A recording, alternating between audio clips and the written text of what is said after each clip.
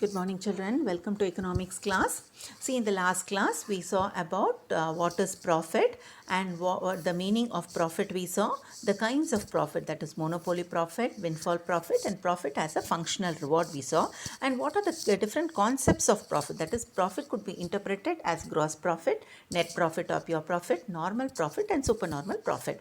Today's class, we shall learn about the theories of profit. See, broadly, we can classify the theories of profit. We'll be learning the four theories of profit: innovation theory, risk bearing theory of profit, uncertainty bearing theory of profit, and dynamic theory of profit. First, let us go to dynamic theory of profit. So, this dynamic theory of profit, it was propounded by J.B. Clark. He was an American economist. He propounded in the year 1900. See, according to him, he says that profit is a price, is the difference between the price of the product and the cost of production of the commodity. That is, in very simple terms, selling price minus cost price is nothing but profit. This is according to J.B. Clark. But here he says that profit is a reward that is being paid for the entrepreneur for all the dynamic changes that are happening in the society. See, further he says that if it is going to be a static society, before telling what is dynamic and static, I need to explain you what is a static society. See, static society means a society where there is no much changes happening in the economy. Whatever the rules and regulations or the law, whichever is being framed, is followed in a very systematic manner without any changes undergoing in the economy. If such is the economy, you call it as static economy. The opposite of static is dynamic. Dynamic economy is one where the economy is open to all the changes that are happening around it, or it brings in so much of changes towards the development of the country. If the country wants to grow, if the country wants to develop, means you have to change this. This particular format has to be changed. This rule has to be amended, means the society, the economy will be ready to adapt to the new changes. If such changes are brought into the economy, you call it as a dynamic economy. Now here, J.B. Clark says that in a dynamic economy, there are so much of changes that an economy is undergoing, and the entrepreneur who is investing his money into the business has to meet so much of changes which are happening in the society. So, profit is a reward for meeting all the changes and bringing out success into his business is the reward for an entrepreneur. Profit is the reward for facing all those dynamism. Because suppose if there is a static society, the role of the entrepreneur will be very, very simple. The role of the entrepreneur is what he has to produce goods and services, and the difference between the price of the commodity and the cost of production will be the profit for him. And there will be no change in the profit that the entrepreneur gets also. If it is going to be a static society, static means what? Something which is stationary, which doesn't undergo any change. You might have learned static dynamic in physics. Now, at present, when you see, our society is a dynamic society. Changes are the only thing which are permanent. That is, changes is a permanent thing that happens in this society. So, Clark says that there are 5 major changes that takes place in a dynamic society. First thing is, population keeps on increasing. Is it true? 100% it is true that population never stays constant. See, when in 1990, if the population is some figure, in 1990-95, the population will change. A population keeps on, now when you see 2020, the population is on the higher side only. So, as population increases, definitely the commodities that has to be produced also will change. The quantity of commodities produced also will change, and the requirement of the people also will change. Next is volume of capital is increasing. As capital is increasing, more units of goods have to be produced. As a result of that, more capital capital should also be involved into the business. So, volume of capital also keeps on increasing. Next is, when capital is increasing is going on the higher side, the methods of production also keeps on changing, because when technology changes, automatically improved methods of production will also come into place. As a result, what will happen? Technological changes are also happening in a dynamic society.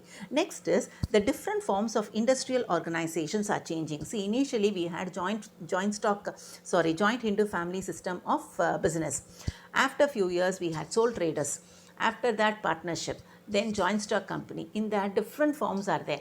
Okay, and cooperative form of society, then government organization, public corporations, government undertaking.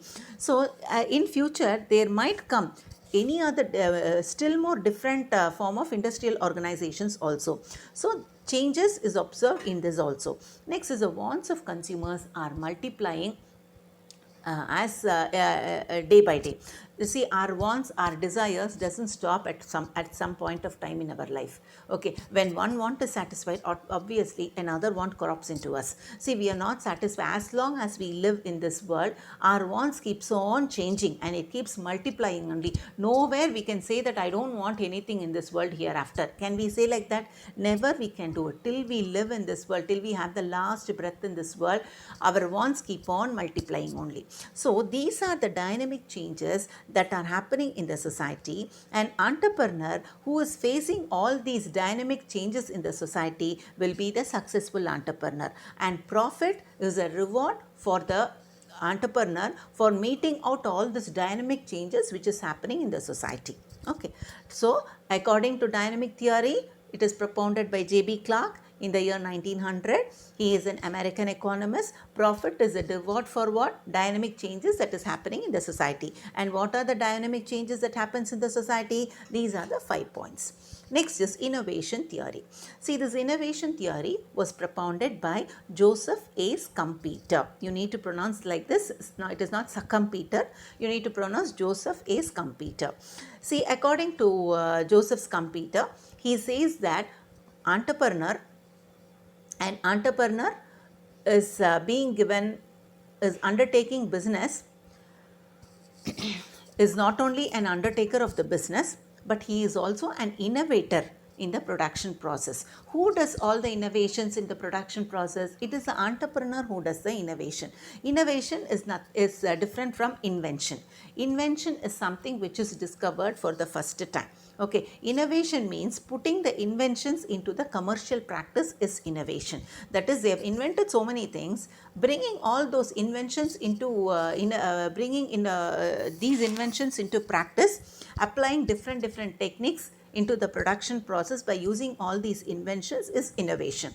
That is, utilizing the inventions in a proper manner to get profit is innovation. Okay, now here profit is nothing but, according to Schumpeter, he says that profit is a reward for innovation. Now innovation means, where all can you see innovation?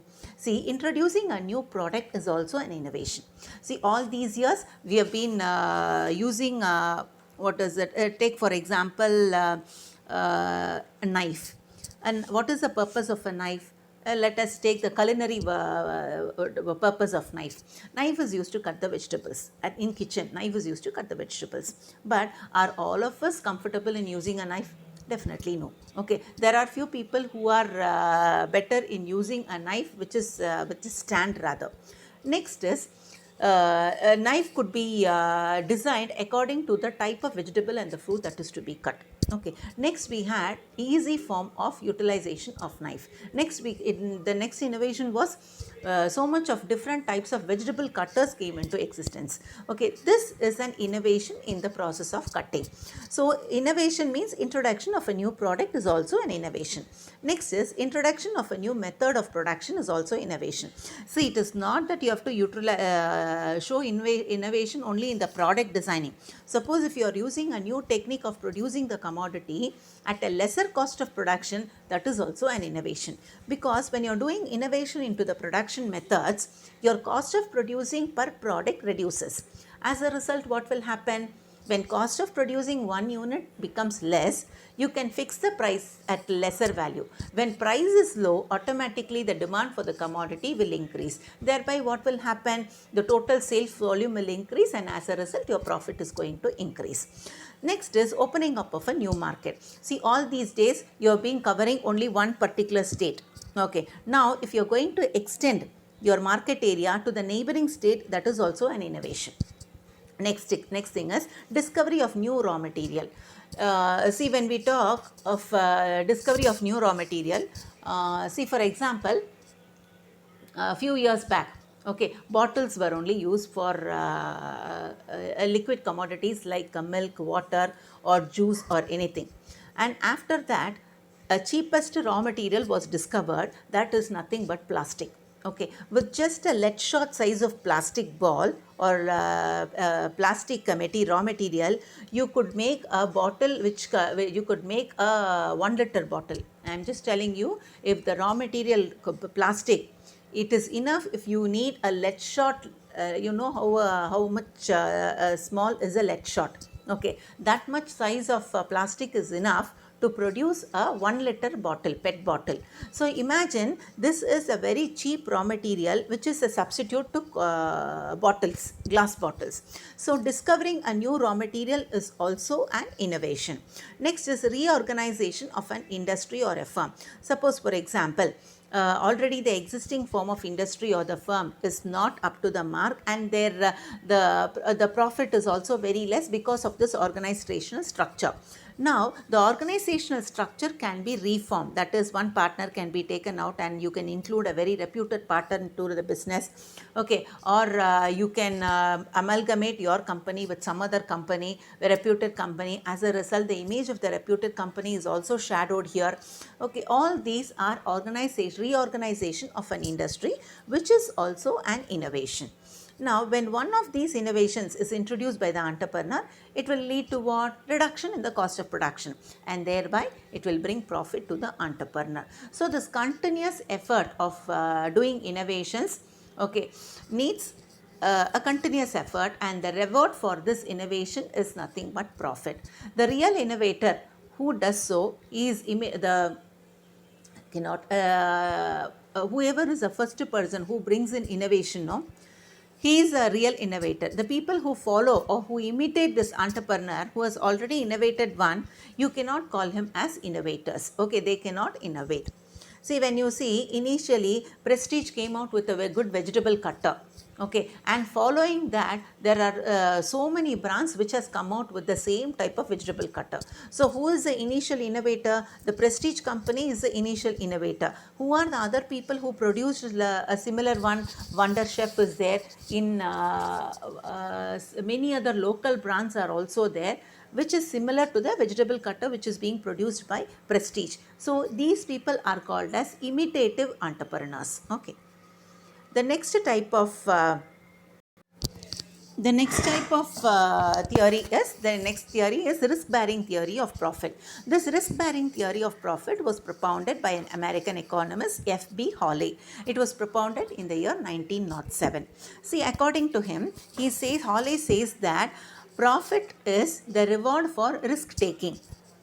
An entrepreneur faces so much of risk in the business. Just because he is facing so much of risk, he has to be rewarded. That reward is nothing but profit. So, this is a very well-known theory because every business involves risk. There is no business where you don't have risk. You can never say that business and risk are part and parcel. Since the entrepreneur undertakes risk, he is getting profit. Just imagine if the entrepreneur is not getting profit in spite of taking risk. Will the entrepreneur take that risk? Definitely he will not do it. Just because he is getting good amount of profit, he is ready to face up the high risk also. So the higher the risk, greater are the profits. Next is, every entrepreneur, he produces goods only in anticipation of demand. See, for example, you are producing goods today, not to be consumed today itself. The demand will arise only tomorrow. Tomorrow here I mean in the future. So every entrepreneur, he anticipates a demand and then only he produces the goods. But many a times what will happen is, his anticipation of demand might be correct or it can be wrong also. He might not get the anticipated demand from the people. Anticipated means what? Expected demand. Okay, many a times it can flop also. In such a situation, it is a risk for the entrepreneur only. So he has to face the risk if he has to get huge amount of profits. Next is uncertainty bearing theory of profit. This theory of profit was propounded by the American economist Frank H. Knight. Okay, it was propounded by him. See, according to him, he says that profit is the reward for uncertainty bearing. The uncertainty means what? Something which is unsure to happen, which is not sure to happen. Okay, you do not know that this will happen or not. Okay, you are unsure about it. So any for these uncertainties, profit reward has to be given, and that is nothing but profit. Here he distinguishes uncertainties into two categories. One is insurable risk and the other is non-insurable risk. Let us see what is insurable risk. There are certain risks that are measurable and which are calculatable. When some risk happens, you'll be able to measure the exact amount of loss that has occurred. See, for example, any theft has happened. If any theft or fire has broke out and some quantity of commodities has been damaged, okay, you will be clearly able to estimate what is the value of goods that has been lost in fire or that has been lost in theft. So you are able to calculate the amount of loss which has happened because of these risks. Such a type of risk, you call it as insurable risk, because you can insure these type of calculatable risk. So the compensation is given by the insurance companies if these commodities are insured against. Next is non-insurable risk. There are certain risks which cannot be measured. They are called as immeasurable, or you cannot calculate, which you call it as incalculatable. Suppose the probability of occurrence of these, you cannot anticipate that this might happen or this might not happen also. Some of the examples are, see, the risk of competition. You are flourishing very well in your business. Seeing that you are earning good amount of profit, there are few more people who enter into the industry. This risk cannot be insured against, because you cannot calculate, because of your competitor, how much loss are you going to face. You will not be able to measure this. So risk because of competition, market situation, you can never measure. Next is risk because of technological changes. As technology changes, you have to definitely cope up with the technology. There are certain producers, see, for example, when we talk of this storage devices, initially the storage devices, it was stored in tape recorders, then VCRs, then later on cassettes, then later on floppy disk, and then CDs, then pen drives, now cloud and all. Now when you see the people who all were involved in the tape recorders, VCRs, floppy disk and all, because of the technological changes, they have undergone certain laws also. No one can compensate this type of losses, because technology only has brought them risk there, has given them loss to such industries. This type of change, you call it as technological changes, they cannot calculate the volume of risk that has been faced. Such type of risk, no insurance company can undertake these risks to happen. Suppose, for example, there is a political change in the economy. As a result of that, as a result of the general public policy or the government policy, an entrepreneur is facing some risk. This is also not measurable. See, the banning of plastics. Okay, many of the plastic industries have sustained huge amount of loss, is it? Can the insurance company compensate these loss? It is not possible. Such type of risk which are not measurable are not insurable. You call it as non-insurable risk. The first type of risk that are measurable, it is insurable risk. So according to Knight, he says that the profit does not arise on account of risk taking, but it arises because of what? The uncertainty. If the entrepreneur is guarding himself against the risk, which is suitable by taking suitable insurance policy. Okay, if it is going to be a insurable risk, he has to take insurable insurance policy. If it is non-insurable risk, he cannot do anything. During the non-insurable risk, if this you call it as uncertainty, because insurable risk you can have a compensation by taking insurance policy where you will not have any loss. But this uncertain events, you cannot be guarded against in any way. See, government policy, government is bringing some change into the in its policies. Can anyone, if because of that, if anyone is sustaining loss, will any insurance company give them the compensation? No insurance company will go compensation. If an entrepreneur is ready to face even this uncertain event, and in spite of that he secures a good remuneration and he is becoming successful, then the remuneration for that is nothing but profit.